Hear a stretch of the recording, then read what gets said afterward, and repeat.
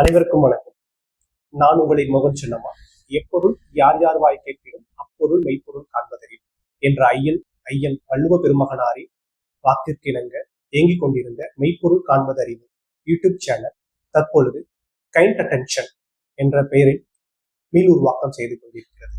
தொடர்ந்து தமிழ் தேசிய தளத்தில் இயங்கிக் கொண்டிருந்த மெய்ப்பொருள் காண்பதறிவு இன்று உங்களுக்காக மீண்டும் கைண்ட் அட்டென்ஷன் என்ற பெயரில் மீண்டும் இயங்க தொடங்கியுள்ளது. ஏன் கைண்ட் அட்டென்ஷன், எதற்கு கைண்ட் அட்டென்ஷன், யாருக்காக கைண்ட் அட்டென்ஷன் என்பதனை தோழர் சண்முகமாக இருந்து இன்று உயிர்நேயல் சண்முகமாக பரிணாமம் அடைந்த அண்ணன் மதிப்புக்குரிய சண்முகம் அவர்களிடம் கேட்டு தெரிந்து கொள்வோம், கலந்துரையாடுவோம், ஆழமான புரிதல் கொள்வோம். வணக்கம். வணக்கம். வணக்கம்.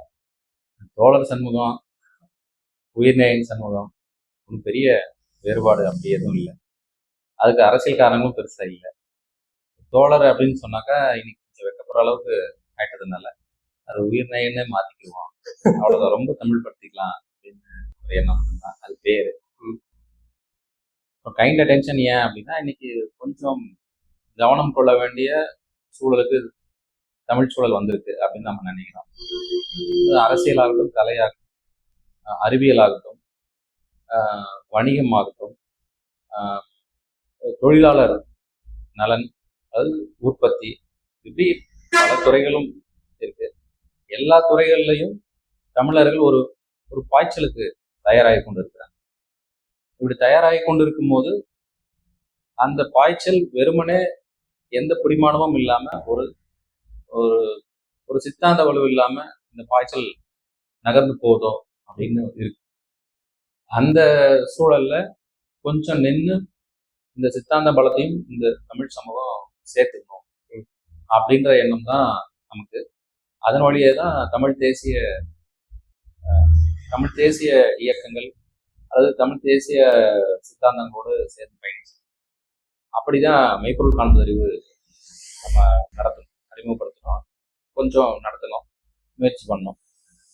அப்புறம் தொடர்ந்து பல்வேறு காரணங்களால பண்ணல, அல்லது நம்மை காட்டிலும் மிக சிறப்பாக நிறைய வலையொலிகள் இயங்கினாங்க. அண்ணன் ஏகலைவன் அண்ணன், கார்ட்டூனிஸ்ட் பாலா அண்ணன், இப்படி நிறைய பேர் சில பேரை சொல்லலை அப்படின்னா கோச்சு போடாது, நிறைய பேர் அப்படி நல்ல சிறப்பாக இயங்கினாங்க.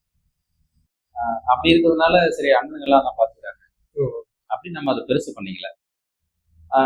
இப்போ இருக்கிற சரி அதான் அண்ணனுங்களே பாக்குறாங்களே, இப்பயும் அப்படியே இப்போ அண்ணனுங்கெல்லாம் பாக்குறாங்க இல்லையா, அண்ணனுங்க பாக்குறாங்க. அவர்களுக்கு ஒரு பணி சுமை நிறைய வந்துட்டதா நம்ம உணர்றோம். நம்ம தொடர்ந்து கைத்தட்டி விசாரிச்சு கொண்டிருக்க நாம ஒன்றும் ரசிக மனப்பான்மையில் இருக்கிற நபர்கள் இல்லை. இப்போ நம்ம ஆழமாக இந்த அரசியலை பார்க்கணும். அரசியல் என்பது கலையும் சேர்த்துதான், அறிவியலும் சேர்த்துதான், சமூகமும் சேர்த்துதான், பொருளாதாரமும் சேர்த்துதான். அப்போ இது பார்க்கும்போது நாம் அந்த சுமைகளை நாம் கொஞ்சம் பகிர்ந்துக்கணும். அப்போ அவர்களால் தொட மறந்த அல்லது தொட்டு பேச முடியாத சூழல்ல அல்லது பணி சுமையால் நகர்ந்து போய்விட்ட செய்திகளை நாம் கொஞ்சம் கவனத்துக்கு கொண்டு வரணும். அதுதான் கைண்ட் அட்டென்ஷன். அந்த கைண்ட் அட்டென்ஷன் யாருக்கா இருக்கணும்? அப்போ இப்போ நான் ஒரு தமிழ் தேசியவாதியா இருக்கேன் அப்படின்னாக்கா தினமும் வீட்டுல கதவு தட்டிட்டு நீங்க தமிழ் தேசியவாதியா, நீங்களாம் தமிழர்களா அப்படின்னு கேட்டுட்டு இந்த நிலத்தில் வாழக்கூடிய அவ்வளவு மனிதர்களுக்குமான ஒரு ஒரு கவனம் பெற வேண்டிய செய்திகள் நிறைய இருக்கு. அது குறிப்பாக செய்தித்தாள்கள்ல நாம் ஊன்றி படிக்காத நிறைய செய்திகள் இருக்கு. அதற்கு விளக்கங்களும் பெருசாக காட்சி ஊடகங்கள் இது முதன்மையா செய்திருக்கணும். ஏன்னா இன்னைக்கு ஊடகம் அச்சு ஊடகத்திலிருந்து காட்சி ஊடகத்துக்கு நகர்ந்திருக்கு. அப்போ காட்சி ஊடகத்துக்கு நகர்ந்த பிறகு அவர்கள் இந்த செய்திகளை பல்வேறு கோணங்கள்ல விளக்கியிருக்கணும் மக்களுக்கு. அவர்கள் விளக்க தவறியதன் விளைவாக வலையொலிகள், சமூக ஊடகங்கள் ஒரு பெரும் பாய்ச்சலுக்கு போணுச்சு.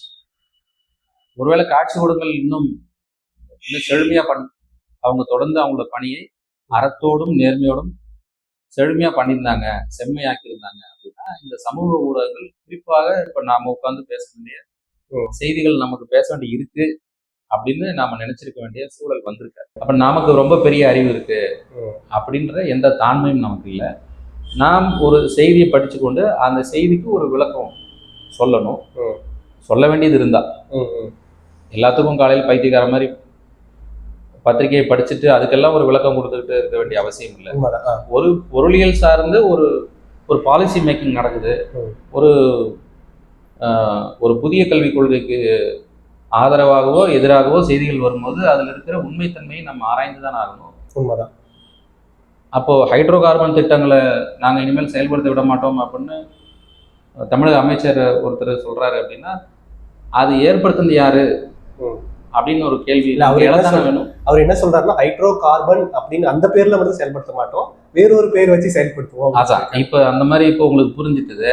இப்போ புரியாத மக்கள் இருக்கலாம் அப்படின்னா இது ஏதானும் ஒரு சில நபர்களையோ அல்லது சில அமைப்புகளையோ தாழ்த்தவோ அல்லது உயர்த்தவோ அப்படி இல்லாம ஒரு செய்தி, இந்த செய்திக்கு பின்னால் இப்படி இருக்கு, அதை உங்களுடைய கவனத்துக்கு வைக்கணும்.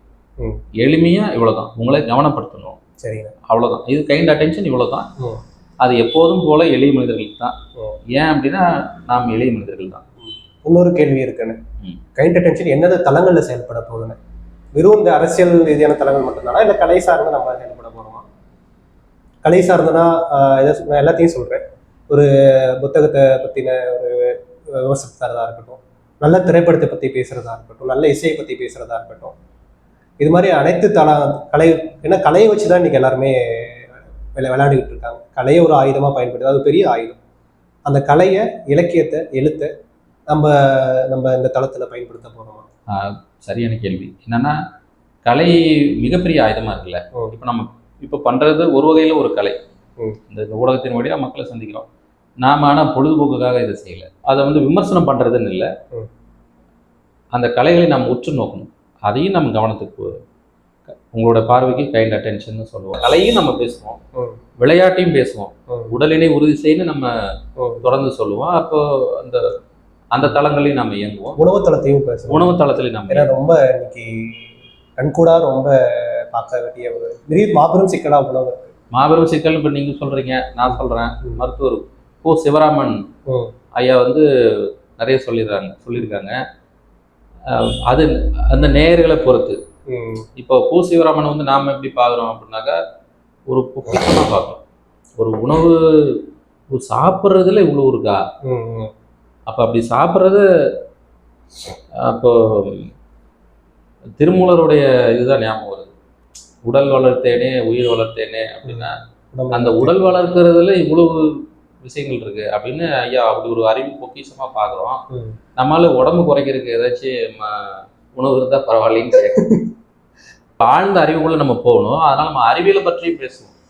நமக்கு சில பெருமைகள் இருக்கு, பல பெருமைகள் இருக்கு அப்படின்னா அது யாரோ சம்பாதிச்சு வச்ச பெருமை. நமக்கு என்ன பெருமை இருக்கு? நாம என்ன செய்தோம்? இந்த தமிழ் சமூகத்தை இன்னும் அறிவியலை நோக்கி சிந்திக்க வைக்கிறதுக்கு நாம தான் செய்ய முடியுமா? அப்போ இந்த கேள்விகள் எல்லாமும் இருக்கு. அது அந்த தளங்களில் நாம கண்டிப்பா சுருக்கமா சொன்ன கலை, அறிவியல், பண்பாடு, மருத்துவம், இந்த தளங்கள்ல மிக முக்கியமா இயங்குவோம். அரசியல் நம்மளுடைய பிரதானமா இருக்கும். அது காரணம் அரசியல், அறிவியல் இந்த ரெண்டு இல்லாம இந்த மனித சமூகம் இயக்கவே முடியாது.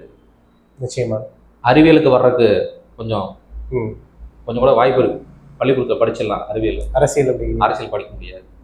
அது படிச்சவங்க அல்லது அதுல அனுபவம் பெற்றவர்கள் அதிலிருந்து வரக்கூடிய கருத்துக்களை எடுத்துக்கொண்டு தான் அவங்க பயணிக்க முடியும். இன்னும் சொல்ல போனால் நாம் சொல்லக்கூடிய செய்திகளில் பிழை இருந்தாலோ மாற்று கருத்துக்கள் இருந்தாலோ அதை முழு மனதோடு வரவேற்கக்கூடிய பக்குவத்தோடு தான் நம்ம இந்த தளத்தை திறக்கிறோம். ரொம்ப நன்றி, ரொம்ப நன்றி.